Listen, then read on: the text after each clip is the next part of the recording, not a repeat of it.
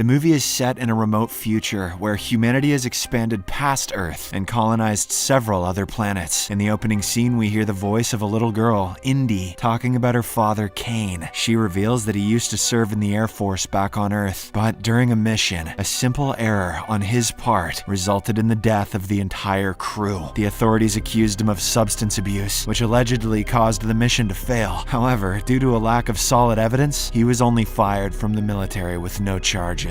Kane still felt responsible for what happened and fell into a deep depression. He became an alcoholic, which ultimately ruined his marriage as well. After some time, he got a job at a terraforming company called Exxon and moved to a new planet, Osiris. He now works as the head of infrastructure planning and manages a spaceship called Flotilla. We also get to know that Exxon is on a mission to make this new planet habitable, and they are exploiting its raw materials. To do the hard labor, they have brought convicts from Earth who are charged with heinous crimes. At the moment, Indy has arrived from Earth to spend some time with her father. As Kane shows her around the planet, she abruptly asks why he left Earth. Dad responds that he's on a mission to create new humanity and make history. However, Indy is not impressed and says her mom thinks he's just running away from his problems. Kane is upset to hear this, but he doesn't respond at the moment. He simply continues showing her around and later teaches her how to shoot. Your mom's wrong, honey. Here's a gun. They also check out some new military bunkers built by Exxon. After some time, Kane drops Indy off at the capital city in the care of a babysitter. This is because he needs to return to the flotilla, and kids aren't allowed there. Kane promises that he'll be back in a week and assures her that she can contact him anytime. In the evening, we see some monstrous creatures roaring and running through the fields of Osiris. At the same time, we hear a prison guard reporting that some creatures have breached the facility and are killing everyone. The next morning, Kane wakes up in his room on the flotilla and his AI assistant plays several messages for him. He ignores his wife's and co-workers' messages, but when it comes to Indy's, he promptly listens to it. Kane learns that she wants to visit a nearby landmark, but before he can give his permission, the message suddenly cuts off. He asks the AI what's wrong, and it reveals that there's currently a communications jam on Osiris. On another part of the flotilla, we see a woman named Linux, who is the head of Exxon. She summons Colonel Michael, and they discuss the escape of convicts from prison last night. Michael insists that they must tell the truth to everyone and save the people from the beasts. However, Linux refuses, stating that it all happened because of their mistakes. She explains that she can't disclose the truth, or else they will be accused of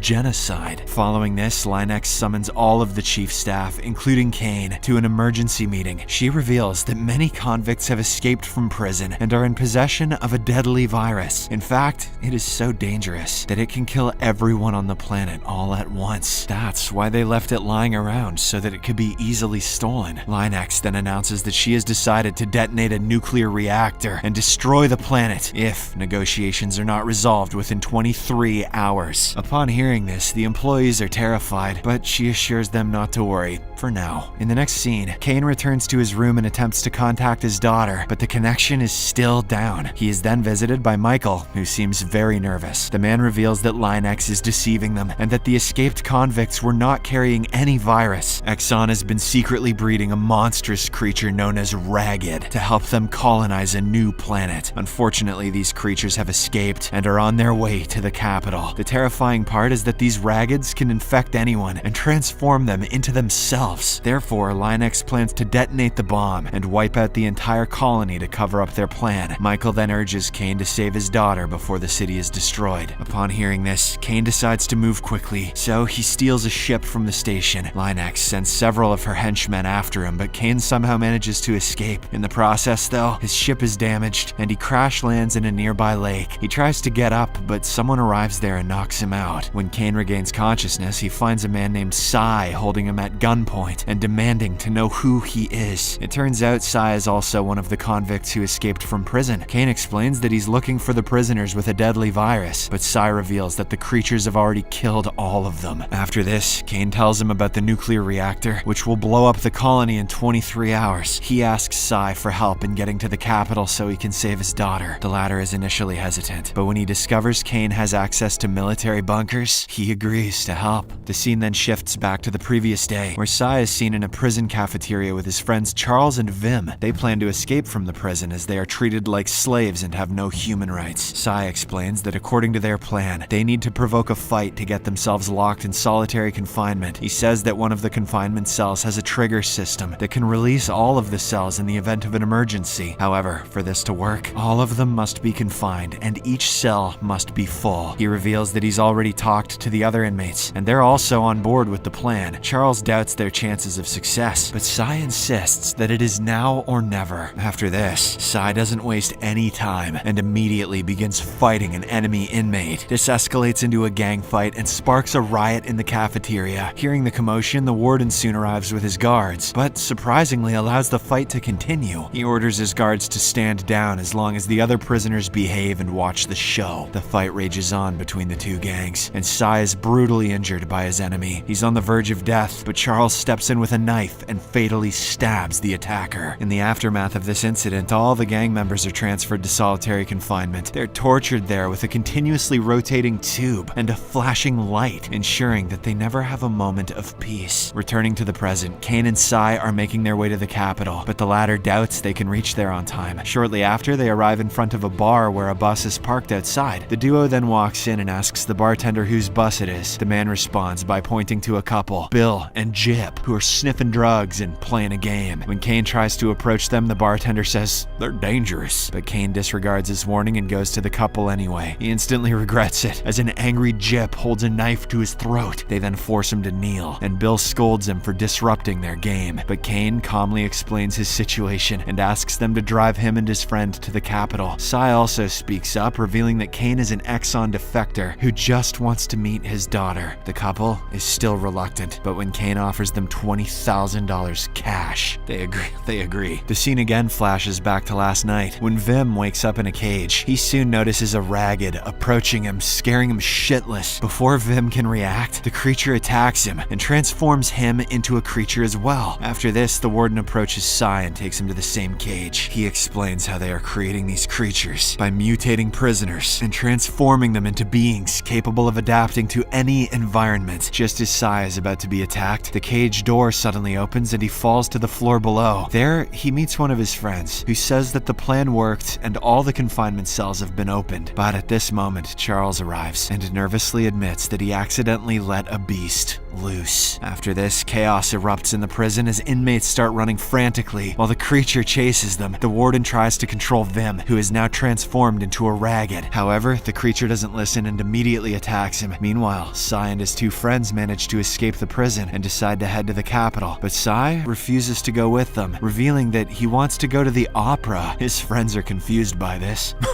Fucking serious, man? But they respect his decision and leave. Returning to the present, the junkie couple takes Sai and Kane to a weapon shop. The two shop owners seem very scared and demand a large sum of money for a few guns. To their surprise, Kane doesn't even negotiate and pays them $30,000. After the group departs, the shop owners are overjoyed with the money and begin to dance. But just a few moments later, they hear some unusual noises in the distance. When they look outside, they notice a large number of ragged in front of their house. The two immediately begin shooting at them and even manage to kill some of them. However, they soon run out of bullets and are brutally murdered. Elsewhere, we see Kane and his group on the bus. He informs the junkie couple about the bomb and promises to help them get into the bunker after they find his daughter. After driving for a few more hours, the group finally arrives at the city, which is in a state of chaos. People are fleeing in panic, and the ragged are attacking them. Kane's group somehow manages to dodge the creatures and reaches the building where Indy is staying. After this, Jip and Bill stay behind to fight the monsters, while Sai and Kane head inside the building. They carefully make their way upstairs, where Kane discovers his daughter's babysitter lying dead on the floor. The sight terrifies him, and he begins screaming like a little girl. But moments later, Indy emerges from a closet, completely unharmed. You sound like a little bitch, Daddy. The two then hug each other in relief, and Kane introduces her to Sai, explaining that he's a good man who is helping them. Outside, the couple does their best to hold off the raggeds, but Bill is is unfortunately attacked by one. Jip then drags him inside and tries to find first aid, but Bill realizes he's going to die soon. He then pulls his lover close, and they share a final kiss before he passes away. Elsewhere, Cy, Kane, and Indy try to leave the building but encounter a ragged blocking their path, forcing them to retreat. They then head to the roof and immediately jump onto the bus. The trio pleads with Jip to open the hatch, and she does so in the nick of time. Meanwhile, at Flotilla, Linex gets a report that a bus is heading towards the bunker. This infuriates her greatly, so she orders her henchmen to stop them. On the other hand, the group panics when a fighter jet suddenly flies overhead and opens fire on them. Since they cannot fight back, they simply lie on the bus's floor and try to protect themselves. The jet continues the onslaught for several more minutes before eventually returning to the flotilla. At this time, the group also arrives near the bunker, but Cy is shocked when he learns that both Jip and Kane have been killed. Indy freaks out at the sight and begins to scream, but Cy quickly carries her away. They then run through a long cave and finally reach the first door of the shelter, where Indy inputs the code. The duo slowly gets inside and proceeds to descend a ladder, but Cy is attacked by a ragged and becomes infected. Despite this, the two manage to get into the shelter just as the bomb detonates. Cy is relieved that the little girl is now safe, but he knows he'll soon transform into a ragged. He asks her for a sharp tool so he can sign out. However, Indy refuses and begs him not to leave her alone. She says that she has no one left and that he must take care of her. While his body begins to mutate, she stays by his side and continues to talk to him. The scene then flashes back to 2 years ago on Earth, where we see Cy working as a nurse. One day, he is shocked to see an emergency patient brought in after a traffic accident. He is informed that a woman and her daughter were hit by a drunk driver. Unfortunately, the daughter died immediately, and the woman is in critical condition. As Cy prepares for surgery, he's horrified to discover that the woman is none other than his own wife. He screams in horror and begs her to stay with him, but she soon passes away. Overcome with emotions and anger, Cy approaches the drunk driver and chokes him to death. This is the reason why he was arrested and eventually taken to Osiris as a convict. In the next scene, a year has passed since the nuclear detonation incident. One morning, Exxon employees detect a distress signal in a cave near the bunker and send 2 investigators there. We also notice that due to the reactor explosion, Osiris has become an uninhabitable planet where people can't survive without spacesuits. While the investigators are checking out the site, Cy, now transformed into a ragged, shows up. He wastes no time and kills the male investigator right away. Moments later, Indy also appears and questions the female about what's going on in Exxon. The terrified woman reveals that Flotilla is returning to Earth and has blamed everything on the prisoners, claiming they spread the virus. Upon hearing this, Indy threatens the woman, saying that if she wants to live, she must let them board the spaceship undetected. With no other options, the woman agrees and discreetly leads them to the flotilla. The movie then ends with Indy and Cy holding hands, excited to return home